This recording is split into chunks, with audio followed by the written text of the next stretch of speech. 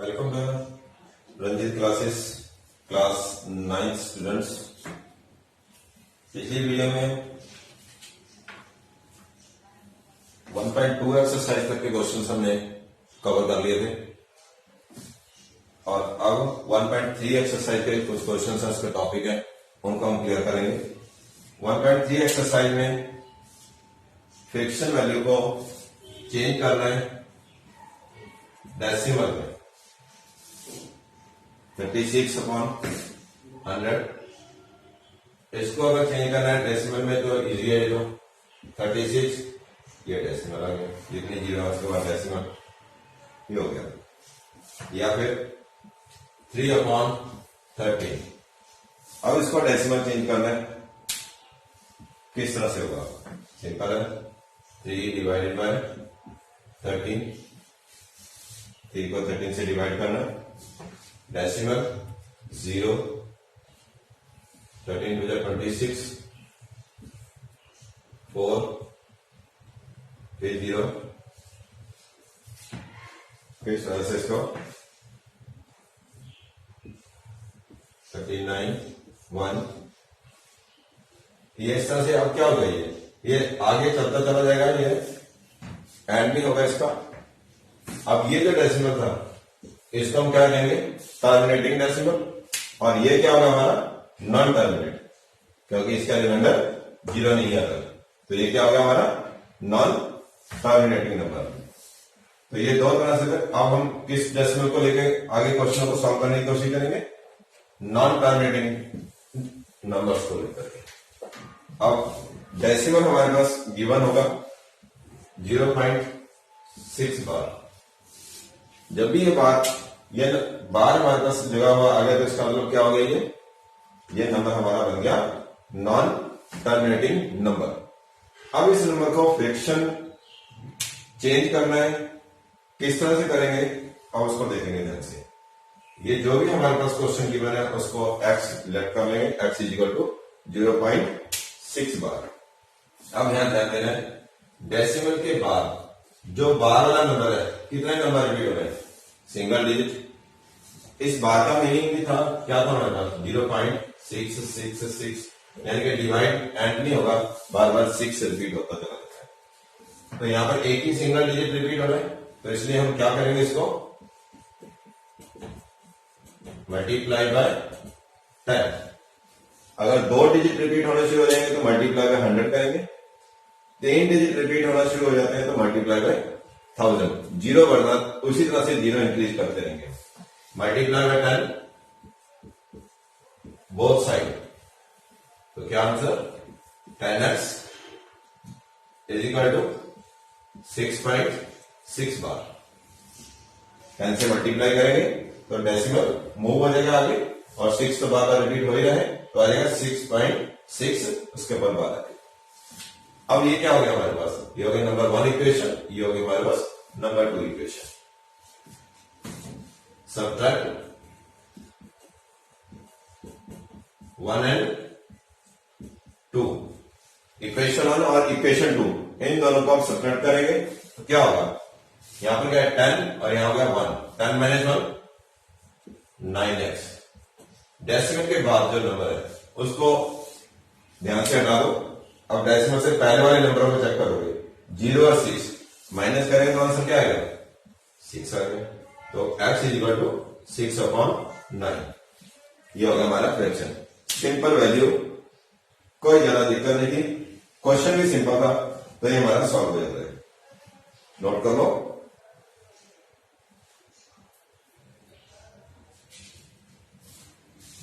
Next question,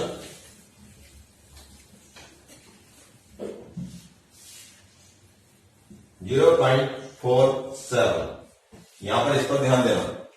पहले तो simple था, बार देखो कहां पर है? 7 के ऊपर है, 4 पर नहीं है। इस क्वेश्चन पर ज्यादा ध्यान देना। मैंने क्या कहा था, जो भी क्वेश्चन उसको पहले लेट कर लेंगे x इक्वल टू। अब हमें डेसिमल को ठीक करना है। डेसिमल कहां होना चाहिए? जहां से बार स्टार्ट हुआ है, डेसिमल वहां पर होना चाहिए। इन क्वेश्चनों के अंदर ही ध्यान रखना है, हमेशा चेक कर लेना। तो इस डेसिमल को यहां से हमें कहां लेकर जाना है? इस पोजीशन को लेकर के आ रहा है। तो कितने डिजिट मूव करना पड़ेगा हमें? Single digit. तो सिंगल डिजिट यानी कि 10 से मल्टीप्लाई, ठीक है ना, मल्टीप्लाई बाय 10 बोथ साइड, हमेशा बोथ साइड साथ में लेके चलना। तो क्या आ जाएगा? 10x इज इक्वल टू 4.7 बार। डेसिमल आगे आ गया, डिजिट मूव कर गया 10 से मल्टीप्लाई करके, ये आ गया 4.7 बार। अब जो फर्स्ट क्वेश्चन में हमने सीखा था अब वो स्टार्ट होगा। यहां पर क्या है? 7 बार है, कितने डिजिट रिपीट हो रहे हैं? सिंगल डिजिट, 7 रिपीट हो रहा है बस। तो फिर द्वारा अगेन मल्टीप्लाई बाय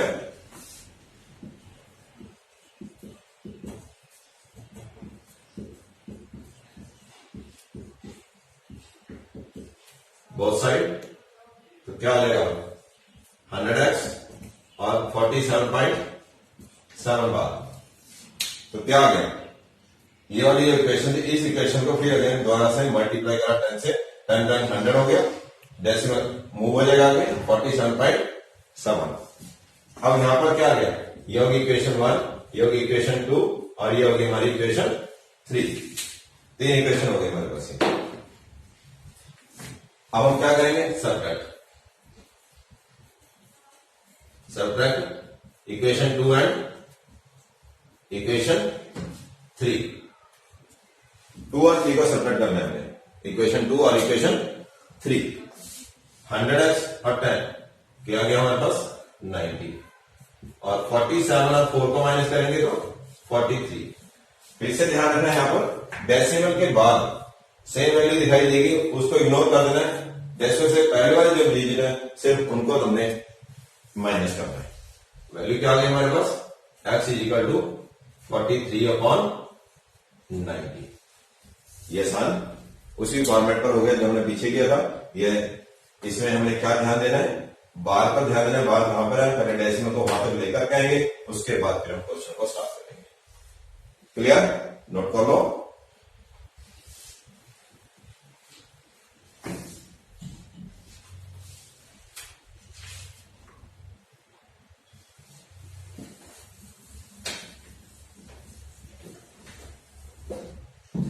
एक और क्वेश्चन है, उस क्वेश्चन को देखें हम। 0.235 और बार यहां पर वही सेम जो अभी मैं बताकर था। डेसिमल यहां से, ये होमवर्क में लिख लेना इस क्वेश्चन को। डेसिमल है, यहां से डेसिमल को यहां पर मूव करेंगे तो सबसे पहले मल्टीप्लाई बाय 10 करेंगे। उसके बाद अब यहां से आगे कितने डिजिट रिपीट हो रहे हैं हमारे पास?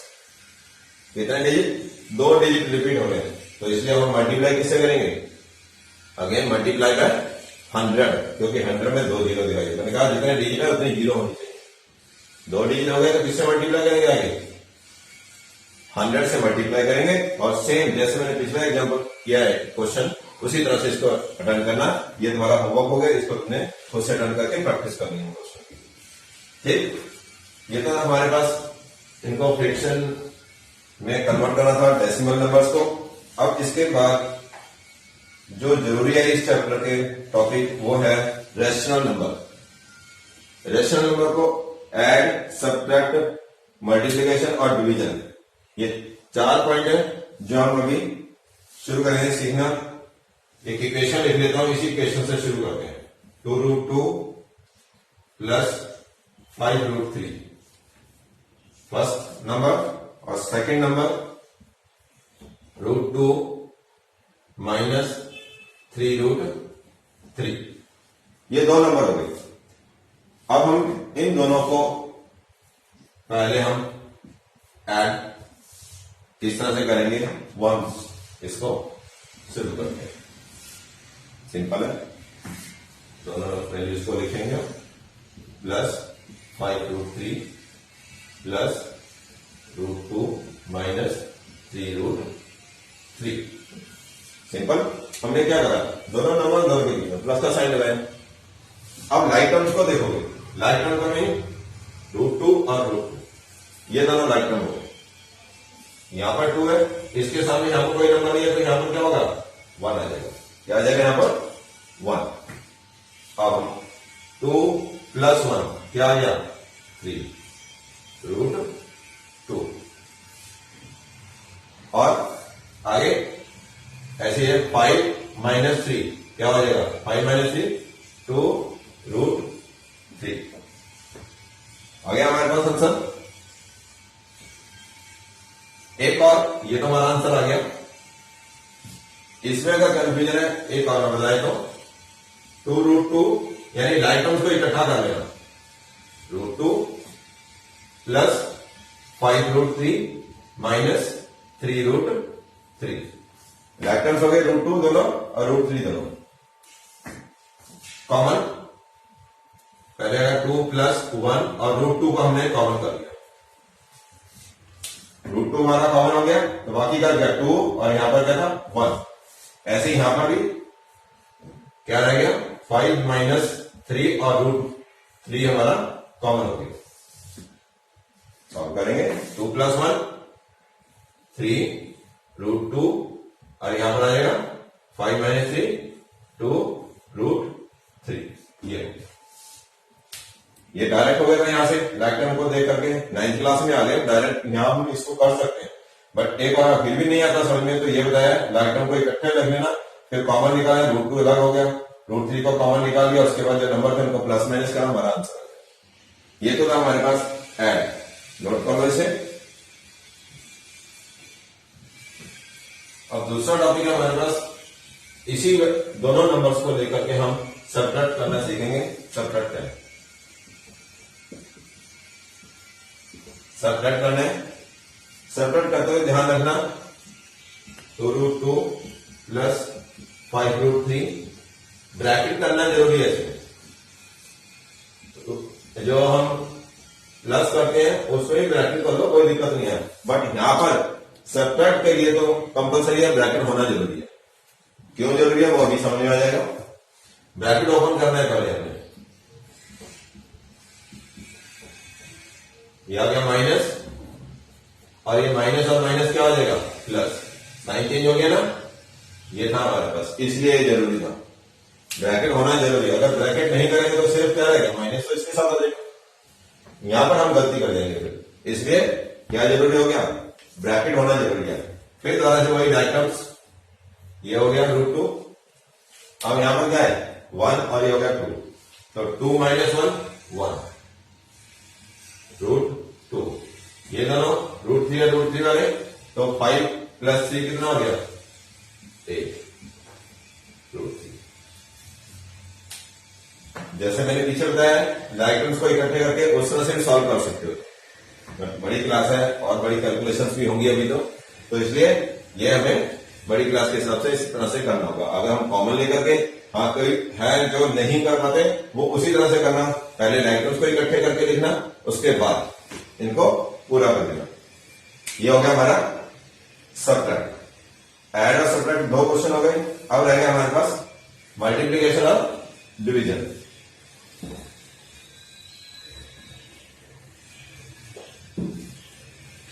मल्टीप्लीकेशन 2 रूट 3 और दूसरा नंबर ले लेते हैं हम 5 रूट 5, ये दोनों।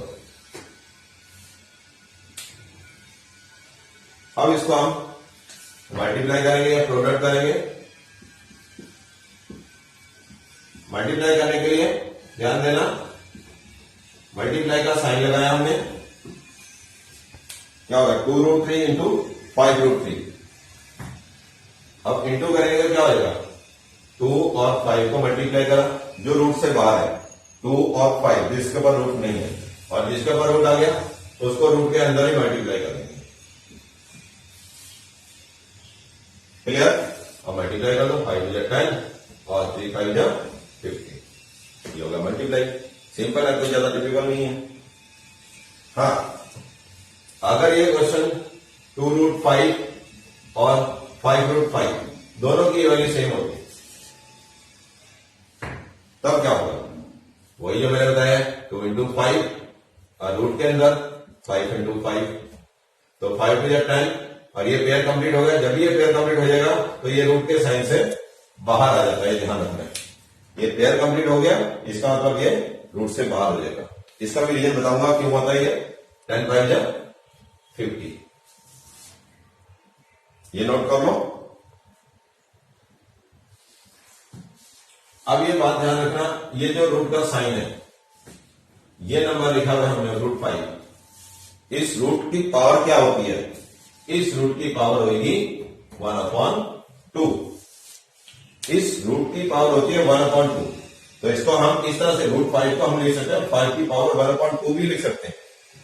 अब मैंने क्या कहा कि इसके अंदर 5 × 5 है, तो इसका पेयर कंप्लीट हो गया तो सिर्फ सिंगल 5 लिखेंगे। मैंने कहा रीजन क्या है? रीजन क्या था? 5 की पावर 2 हो गई है, क्योंकि 5 × 5 तो इसको हम 5 पावर 2 भी लिख सकते हैं। और दूसरा, इस रूट की पावर क्या बताई थी मैंने? 1/2 बताई। जब हम इसे सॉल्व करें तो इस तरह से जब पावर आती है, तो जब हम उसको सॉल्व करते हैं तो वो मल्टीप्लाई हो जाती है, एक ब्रैकेट के अंदर और एक ब्रैकेट के बाहर। अब ये 2 से 2 कैंसिल हो गया, तो आंसर क्या आ गया हमारे पास? 5 आ गया। इस तरह से तो ये ध्यान रखना है, जब भी रूट के अंदर पेयर कंप्लीट होता हो किसी भी नंबर का, तो वो आंसर सेम आ जाता है, क्योंकि पेयर कंप्लीट हो गया। √5 और √5 × √5 आंसर 5, √10 × √10 का आंसर क्या होगा? 10। इस तरह से ध्यान रखना। तो ये था हमारे पास मल्टीप्लाई, क्लियर हो गया। मल्टीप्लाई में अभी एक और है, उस पर भी ध्यान देना, नोट करो इसे।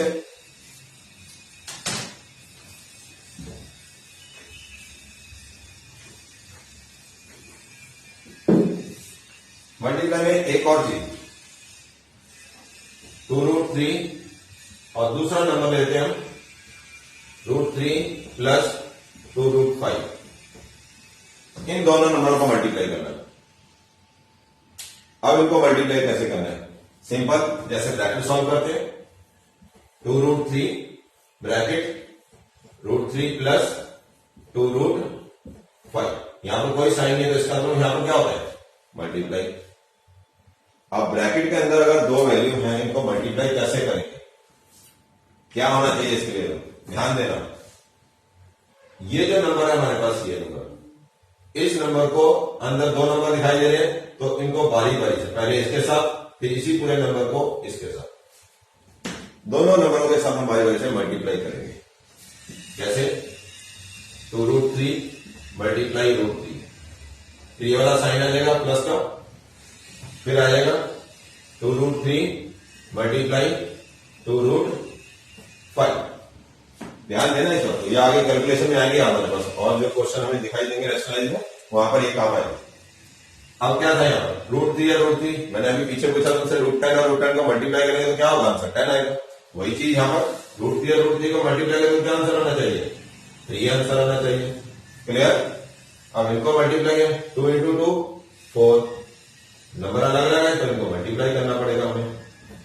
नंबर सेम होते तो हम रूट सॉल्व कर लेते, बट नंबर अलग अलग है तो नहीं, इनको रूट के अंदर मल्टीप्लाई करना होगा, ये बात याद रखनी है। अब 2 3 क्या हो गया? 6, ये 4, 3 5 जा 15, तो ये आंसर है हमारे पास। तो इस कैलकुलेशन को ध्यान रखना, ये हमारे लिए आगे काम आने वाली है जब हम रेशनलाइज वाले क्वेश्चन अटेम्प्ट करेंगे। क्लियर हो गया? नोट कर लो इसे।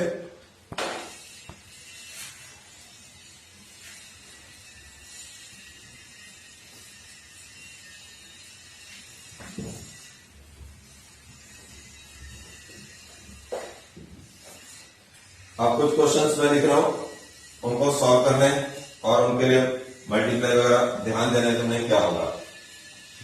इसमें एक फॉर्मूला मैं यहां पर लिख रहा हूं जो हमारे काम आएगा बहुत ज्यादा, और बार बार हम रिपीट करेंगे। a² - b² = a + b या फिर a - b, ये फॉर्मूला बनता है हमारे पास।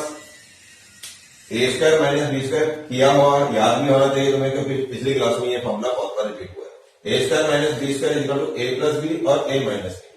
क्वेश्चन का फॉर्मेट अगर ये है हमारे पास तो हम इस तरह से इसको चेंज कर सकते हैं। अगर क्वेश्चन का फॉर्मेट ये है तो हम इसके दो ब्रैकेट बना करके सिंप्लीफाई कर सकते हैं। फॉर्मूला याद रखना, अप्लाई करके भी मैं दिखाऊंगा तुम्हें फॉर्मूला कैसे अप्लाई होगा। जैसे अब ये क्वेश्चन है 5 - √5 और 5 + √5, क्या दिखाई दिया फिर हमें? ये मत सोचना कि मल्टीप्लाई करने चले जाते हैं, नहीं, फिर फॉर्मूले पर भी टेंशन करना है। क्या हो गया, सेम वैल्यू, क्योंकि यहां भी ए भी है, यहां भी ए भी है, सेम वैल्यू हो गई, एक माइनस है और एक प्लस है। तो हम क्या करेंगे इसमें, डायरेक्ट 5 स्क्वायर माइनस रूट 5 का स्क्वायर, क्लियर। अब 5 स्क्वायर से क्या आंसर आ जाएगा 25, और रूट 5 का स्क्वायर करेंगे तो क्या आंसर आ जाएगा सिर्फ 5, और 25 माइनस 5 आंसर 20। सिंपल हो गया। ध्यान रखना ये हमारे काम आने वाला है आगे फॉर्मूला, इस फॉर्मूले को याद रखना है, जरूरी है इस फॉर्मूले को याद रखना। अब है रैशनलाइज, नोट करो वैसे जो भी मैंने अभी बताया तो वो रैशनलाइज में भी काम आएगा। ये जो हम क्वेश्चन हम करेंगे रैशनलाइज, ये हमारे एग्जाम के लिए इंपॉर्टेंट हो जाते हैं। रैशनलाइज करने का तरीका क्या है, 1/√2, सिंपल वैल्यू को लेता हूं पहले, 1/√2 रैशनलाइज करना है। ध्यान रखना जो भी डिनोमिनेटर वैल्यू लिखी हुई है उस डिनोमिनेटर वैल्यू को न्यूमरेटर और डिनोमिनेटर दोनों से मल्टीप्लाई करना होगा। सबसे पहला काम ये याद रखना हमेशा ही, डिनोमिनेटर वैल्यू, जो डिनोमिनेटर वैल्यू है इस वैल्यू को इसी नंबर के न्यूमरेटर और डिनोमिनेटर से मल्टीप्लाई करोगे। कैसे, 1/√2 मल्टीप्लाई √2/√2। अब जब मल्टीप्लाई करेंगे तो जाएगा √1 से मल्टीप्लाई करके वैल्यू चेंज होती है नहीं, और अभी मैंने बताया था √2 और √2 को मल्टीप्लाई करेंगे तो क्या आएगा, ध्यान रखना इस बात को, बार बार आएगा ये, √2 और √2 को मल्टीप्लाई करेंगे तो क्या आएगा 2। अभी पूछा था मैंने 10 को लेकर के, √10 और √10 को मल्टीप्लाई करा, √5 और √5 को मल्टीप्लाई करा, क्या लिखा था हमने 10 5, ऐसे ही √2 और √2 को मल्टीप्लाई करेंगे तो क्या आ गया 2। तो ये हमारा रैशनलाइज हो जाएगा। क्लियर, ये सिंपल वैल्यू थी, इतना आसानी पेपर में आने वाला, ये तो बताया मैंने स्टेप क्या था। क्वेश्चन क्या होना चाहिए, किस तरह से है, सिंपल क्वेश्चन। फिर एक और 2 + √3। अब इसको रैशनलाइज करना है हमें। जब हम रैशनलाइज करेंगे तो क्या होगा इसका, मैंने क्या कहा था, डिनोमिनेटर नंबर जो भी है हमारे पास, अब ये पूरा नंबर आ जाएगा, ये पूरी वैल्यू 2 + √3, इस वैल्यू को न्यूमरेटर और डिनोमिनेटर दोनों से मल्टीप्लाई करेंगे, 2 - √3 और 2 - √3। अब क्या हुआ, ये साइन चेंज करना जरूरी है, यहां जो साइन होगा उस साइन को चेंज करके मल्टीप्लाई करना, सेम साइन नहीं लेना, इस बात को यहां पर ध्यान रखना है। प्लस है तो माइनस हो जाएगा, यहां अगर माइनस है तो यहां करते, इस गलती को ध्यान रखना, जब भी काम करोगे इस बात को ध्यान रखना, ये गलती हम करते हैं एग्जाम में जरूर।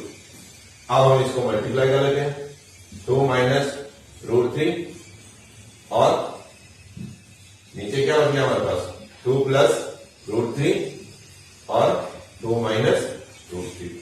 अभी मैंने जो फॉर्मूला बताया था रैशनलाइज में, ये वो फॉर्मूला यहां पर काम आता रहेगा हमेशा डिनोमिनेटर में। तो क्या हो गया, ऊपर तो सॉल्व होने से क्योंकि लाइफ टर्म है नहीं, यहां क्या हो गया, फॉर्मूला नजर आ रहा है हमें, a + b और a - b, तो क्या हो जाएगा a² - b², ये आ गया। सॉल्व करेंगे 2 - √3/2 का स्क्वायर 4 माइनस इसका क्या आंसर आ गया 3। क्लियर।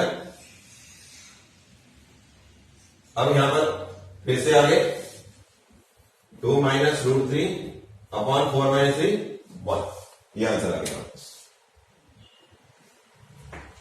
गलती कहां होगी, डिनोमिनेटर को जब मल्टीप्लाई करने बैठोगे तो साइन को चेंज करना बहुत जरूरी है। दूसरा, डिनोमिनेटर को ध्यान में रखना, ये वैल्यू a + b और a - b के फॉर्मेट में होगी, फिर इसमें फॉर्मूला वर्क करेंगे a² - b² वाला, उससे हमारी कैलकुलेशन भी आसान हो जाती है और ये इजी हो जाता है। ये रैशनलाइज था, नोट करो इसे।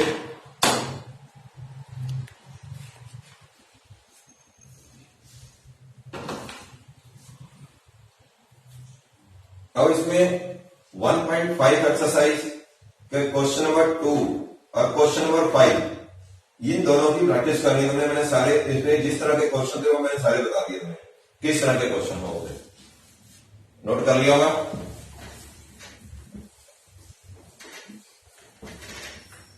इसके कुछ एक्स्ट्रा क्वेश्चंस भी हमें प्रैक्टिस करने के बाद मैं फिलहाल एनसीईआरटी को कवर करवा रहा हूँ। एनसीईआरटी कम से कम बेस को लेकर के हम कवर कर सकें। रैशनलाइज में ये भी हो सकता है √7 माइनस √2 अपॉन √7 प्लस √2। अभी तो मैंने वर्ग को लेकर के करा है। रैशनलाइज में ये भी हो सकता है जो हमारी एनसीईआरटी में नहीं दिखाई देता बट एग्जाम में हो सकता है। इसके लिए इस चीज को न्यूमरेटर में इस चीज को देख करके दिक्कत नहीं करनी। जो बताया है मैंने जिस तरह से बताया उसी स्टेप को फॉलो करते चले जाओ, आराम से हो जाएगा। मैंने क्या कहा था पहले, डिनोमिनेटर साइन चेंज करके न्यूमरेटर और डिनोमिनेटर दोनों के साथ इसको मल्टीप्लाई करेंगे। साइन चेंज करा, अब क्या हो गया, ऊपर वाले दोनों नंबर हमें सेम नजर आने लगे तो क्या हो जाएगा ये √7 माइनस √2। जब सेम हो जाते हैं तो हम क्या करते हैं उसका स्क्वायर कर देते हैं। और नीचे वाले नंबर देखो फिर से क्या हो गया, एक प्लस और एक माइनस हो गया तो क्या लिखेंगे उसको √7 प्लस √2 और दूसरा √7 माइनस √2। क्या नजर आ रहा है हमें, फॉर्मूले नजर आ रहे हैं। क्या आएगा 7 माइनस 2, फॉर्मूला लग गया a स्क्वायर और b स्क्वायर। √7 का स्क्वायर 7, √2 का स्क्वायर 2। क्लियर। अब न्यूमरेटर में भी होल स्क्वायर है हमारे पास, इसके लिए फॉर्मूला नोट कर लो a plus b whole square is equal to a square plus 2ab plus b square, या फिर a minus b whole square is equal to a square minus 2ab plus b square. और एक formula मैं अभी पीछे बताते रहता हूं तुम्हें, a square minus b square is equal to a plus b और a माइनस b। ये नोट कर लेना अपने पास, ये काम आते रहेंगे तुम्हारे। अब ये जो हमारे पास है a minus b whole square, तो इसमें हम ये वाला फॉर्मूला अप्लाई करके इसको सिंप्लीफाई कर लेंगे और आंसर आ जाएगा हमारे पास। क्या होगा,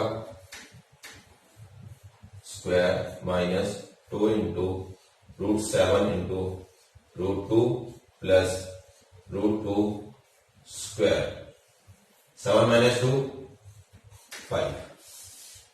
अब इसको मैं आगे सॉल्व करता हूं।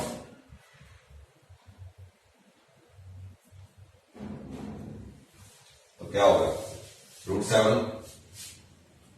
√7 minus 2, 7 to 14 plus 2 upon 5, 7 to 9 minus 2√14 upon 5। 7 √7 का स्क्वायर 7 आ गया, 2 ये दोनों रूट वाले नंबर थे, अलग लगा, इसे दोनों को मल्टीप्लाई करके लिखा गया।